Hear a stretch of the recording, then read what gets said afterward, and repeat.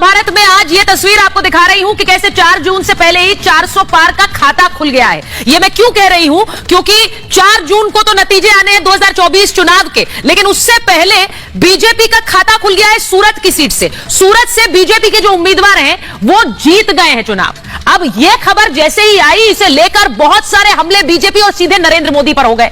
सवाल सबसे बड़ा यह है कि प्रधानमंत्री नरेंद्र मोदी पर तानाशाही वाला वार एक बार फिर आ गया। राहुल गांधी ने कहा है सूरत की सीट की हार से राहुल गांधी का गुस्सा फूट पड़ा और उन्होंने नरेंद्र मोदी को तानाशाह कह दिया। उन्होंने कहा कि यह तानाशाही ही होती है जो कि सूरत में हुई है। पहली सीट जो कि चुनाव नतीजों से पहले ही बीजेपी के खाते में चली गई है। वो कैसे हुआ आपको आगे बताऊंगी, लेकिन सिर्फ राहुल गांधी नहीं है। 2024 के चुनाव से पहले एक बार फिर तानाशाह डिक्टेटर रिटर्न्स वाली पॉलिटिक्स आ गई है, क्योंकि वहां असदुद्दीन ओवैसी भी हिटलर कह रहे हैं प्रधानमंत्री नरेंद्र मोदी को, तो वहीं आम आदमी पार्टी भी तानाशाही वाला वार प्रधानमंत्री पर कर रही है। लेकिन बड़ा सवाल यह है कि अगर मोदी तानाशाह होते तो क्या विपक्षी गाली दे पाते, क्या विपक्षी ये सारे बयान लगा पाते जो प्रधानमंत्री नरेंद्र मोदी पर लगातार लगाए जा रहे हैं। आपको सबसे पहले बताती हूं सूरत में क्या हुआ, जिसके बाद ये तानाशाही वाला हमला और 24 के चुनाव में दूसरा वाला चलाइए। 24 के चुनाव में कैसे वही वाला वार आ गया है जो प्रधानमंत्री ने पहले भी झेला है।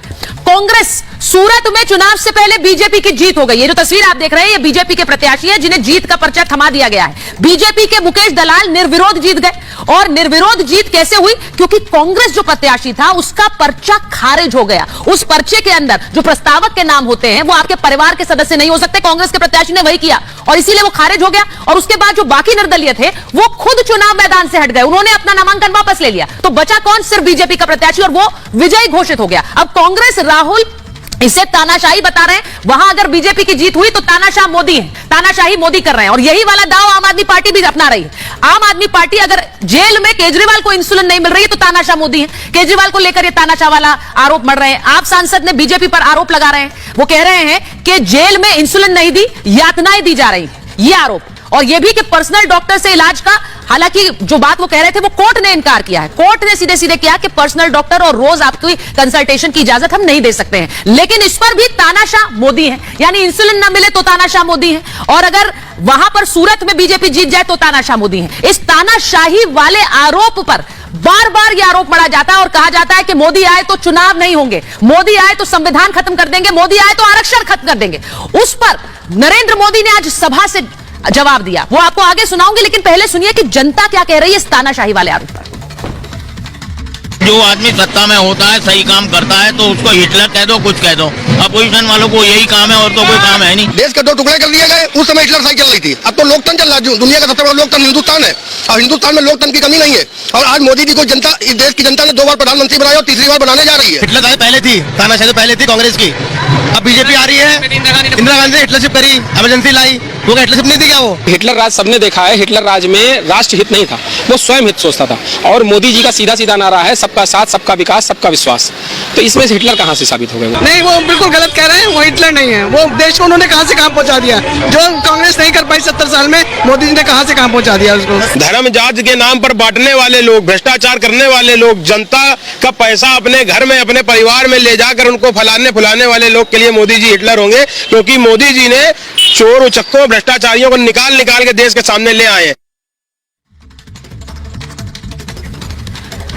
तो ये जो आपको बयान मैंने सुना है, ये प्रधानमंत्री नरेंद्र मोदी को जो लोग तानाशाह कहते हैं और कहते हैं कि वो आ गए तो चुनाव नहीं होंगे, आरक्षण चला जाएगा, संविधान खत्म हो जाएगा। प्रधानमंत्री ने आज अपनी रैली से इसका जवाब दिया है और यह भी बताया कि वहां कांग्रेस के नेता कैसे अपने लिए अलग संविधान की मांग कर रहे हैं। जरा सुनिए, यह रिपोर्ट देखिए और फिर महाभारत।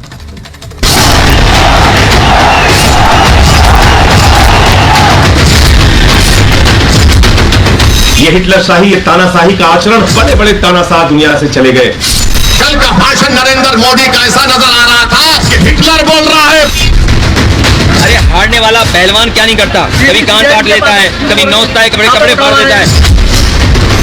चुनाव के दूसरे चरण से ठीक पहले मोदी विरोधियों ने फिर वही राग अलापना शुरू कर दिया है। विपक्ष के नेता मोदी को तानाशाह, हिटलर, लादेन, अत्याचारी और न जाने क्या क्या बता रहे हैं। अपने ही गढ़ में खतरा भागते हुए वैसे तो आग बबूला हो गए और मुसलमानों के नाम पर मोदी के खिलाफ हिटलर कार्ड भी खेल दिया। तो केजरीवाल को बचाने के लिए आम आदमी पार्टी भी वही राग अलाप रही है। गुजरात के सूरत में बीजेपी के निर्विरोध जीतने पर भी इंडी गठबंधन सवाल उठा रहा है।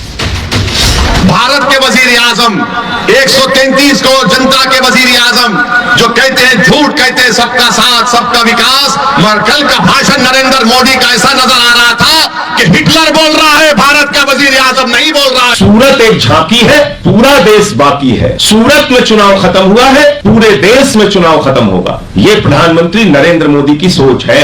तानाशाही लाना चाहते हैं। 24 का चुनाव अंतिम चुनाव है। आपकी भी हुकूमत थी, कई बार सांसद निर्विरोध चुने गए। आपके सांसद यदि निर्विरोध जीत जाए तो लोकतंत्र मजबूत हो गया, और हमारा एक सांसद निर्विरोध जीत गया तो लोकतंत्र कमजोर हो गया।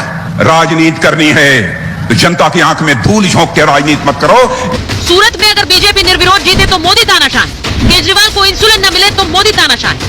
दरअसल मोदी विपक्ष की अफवाह ब्रिगेड को खुलकर अपनी रैलियों में बेनकाब कर रहे हैं। शायद यही वजह है कि मोदी पर अब हिटलर वाला वार किया जा रहा है। ये वही लोग हैं जो बोलते हैं मोदी संविधान, चुनाव, लोकतंत्र सब खत्म कर देंगे, आरक्षण हटा देंगे, जबकि गोवा में कांग्रेस प्रत्याशी ही अलग संविधान की मांग कर रहे हैं। कह रहे हैं कि गोवा पर संविधान थोपा गया है। My grandfather, who the first prime minister, Azad Maidanan speech Delhi that the people of Goa will decide their destiny, and to whom destiny आणि कोणी decide केली म्हणे. तर त्याने आताचा वेस की हवा त्याला विचारले. He is not a point you power. When the constitution was made and implemented, Goa was not part of India. आणि 12 प्रश्न मानले. आणि त्या 12 इश्यूज एक इश्यू म्हणलो, we demanded dual citizenship for the citizens of Goa. संविधान पर सवाल ये उठाएंगे, देश तोड़ने की बात ये करेंगे, धर्म के आधार पर आरक्षण का कार्ड भी खेलेंगे और हिटलर मोदी को बताएंगे। इसीलिए आज मोदी ने विपक्ष को फिर करारा जवाब दिया। जब भी चुनाव आता है तो एक ही घिसी पीटी टेप रिकॉर्ड बजाते रहते, कानों कानों में कहते रहते, देखो तब भाजपा वाले आएंगे आरक्षण खत्म कर देंगे। भाजपा तो छोड़िए, अरे खुद डॉक्टर बाबा साहब आंबेडकर आकर के कहे ना तो भी होने वाला नहीं है। कांग्रेस का उम्मीदवार कह रहा है कि गोवा में संविधान नहीं चलेगा। ये जम्मू कश्मीर के लोग भी कहा करते थे, आपने मोदी को आशीर्वाद दिया, आज उनकी बोलती बंद हो गई। आज गोवा में संविधान को नकार रहे हैं, कल पूरे देश में बाबा साहब आंबेडकर के संविधान को नकारने का पाप करेंगे ये लोग। विपक्ष जिस मोदी को तानाशाह और हिटलर बताता है, व्यक्तिगत अदावत के लिए उन्हीं को जिताने की अपील भी करता है ताकि पूर्णिया में पप्पू यादव न जीत जाए, क्योंकि तेजस्वी यादव अब मोदी के लिए वोट मांग रहे हैं। विपक्ष के अपने ही नेता उन्हें धोखा दे रहे हैं। कांग्रेस ने पप्पू यादव को टिकट नहीं दिया तो वो निर्दलीय खड़े हो गए। सूरत में कांग्रेस के प्रत्याशी ने पर्चा खारिज करवा लिया। खजुराहो में सपा उम्मीदवार ने बिना सिग्नेचर के नामांकन दाखिल कर दिया। यानी अपने ही जब साथ नहीं तो मोदी तानाशाह बन गए। और क्या मोदी को तानाशाह बताने वाले 24 में एक एक सीट इसी तरह से पार कर पाएंगे?